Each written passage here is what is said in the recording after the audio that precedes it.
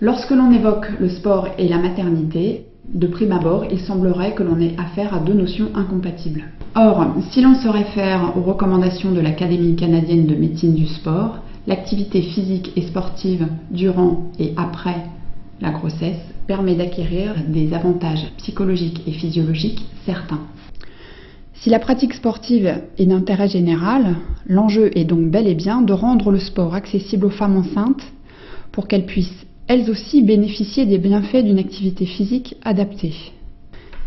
C'est pourquoi les pouvoirs publics se mobilisent autour de ce sujet. Dès 2006, un premier groupe de travail a été institué par le ministère des Sports sur le thème de sport et maternité. En janvier 2010, ce groupe d'experts a produit les cahiers du pôle sport et maternité qui passent en revue les connaissances produites dans le monde sur le sujet. Quel intérêt pour les femmes enceintes de faire de l'activité physique pendant leur grossesse? Beaucoup d'intérêt. Maintenir la condition physique, là on va plutôt aborder les problèmes cardiovasculaires ou cardio-respiratoires. Donc là on est vraiment dans le maintien de l'autonomie et puis la poursuite d'une activité physique pendant la grossesse et après la grossesse. Le deuxième point, c'est améliorer la qualité de vie. C'est vrai que la grossesse déclenche chez la femme enceinte des tas de problèmes, c'est-à-dire des lombalgies, des dorsalgies, des problèmes de retour veineux, mais qui gâchent la vie de ces femmes enceintes, et c'est très intéressant dans ces cas-là d'activité l'activité physique pour que ces douleurs musculaires, articulaires ou ces problèmes veineux disparaissent. Troisième point aussi qui est intéressant, c'est qu'on le sait, l'activité physique pendant la grossesse permet de ne pas prendre trop de poids, et puis permet de faire disparaître même des pathologies qui sont très spécifiques à la grossesse, qui est le diabète gestationnel. Et ça, c'est vraiment très intéressant de mettre en place une activité physique en début de grossesse pour éviter ce diabète gestationnel, ou si ce diabète gestationnel survient, de mettre en place une activité physique adaptée pour le voir disparaître. L'exercice physique encadré chez la femme enceinte est préconisé pour prévenir des complications dues à la grossesse.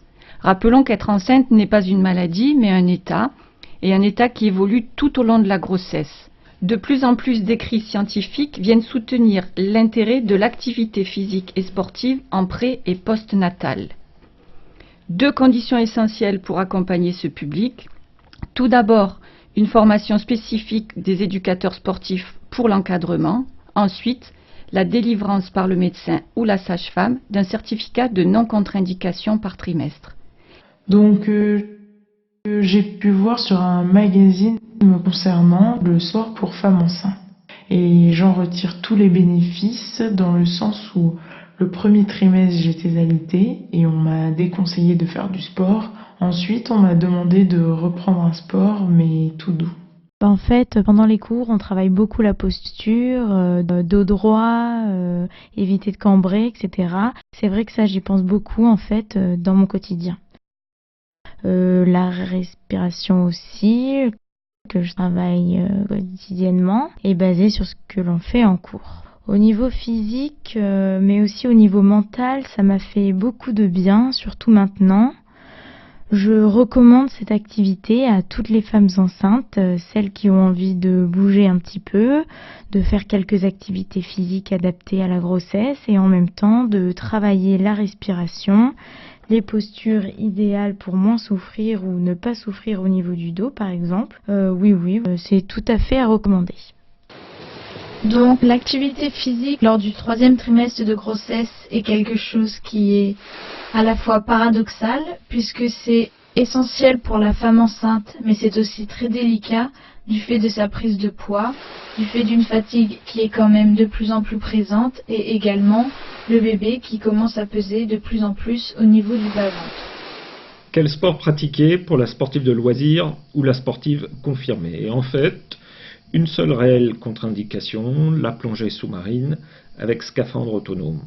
D'autres sports sont à éviter du fait des risques de traumatisme abdominal direct ou indirect, comme les sports de combat, les sports collectifs, les sports avec risque de chute ou les sports à risque.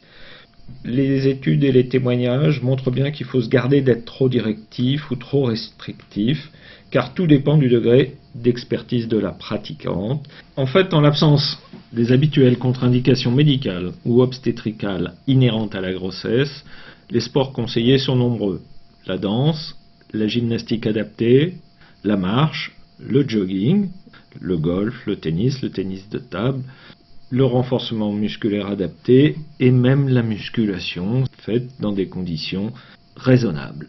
Il est bon de savoir que les activités physiques sportives dispensées par des professionnels du sport pendant la grossesse sont parfaitement complémentaires aux séances de préparation à l'accouchement proposées par les sages-femmes.